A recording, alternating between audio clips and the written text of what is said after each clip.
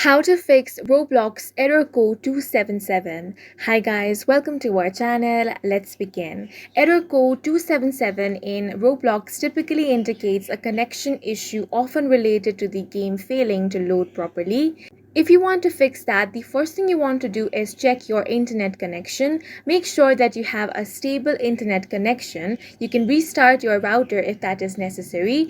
Next thing you want to do is, if you are using a VPN or proxy, you want to disable that. If that doesn't fixes your issue, we can move on to the next step. Next step is you want to open up your settings. Now scroll down and find the apps option. You want to scroll down and locate the Roblox app, tap on that. Now you want to tap on the storage option. Here you want to tap on clear cache, then tap on clear data and delete all the data of this application.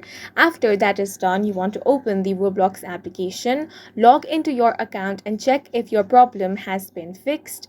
If it is still not fixed, next thing you want to do is open up your Play Store or App Store. Now tap on the search bar and you want to search for Roblox. Here, if you find the update button, tap on that and update the application to the latest version.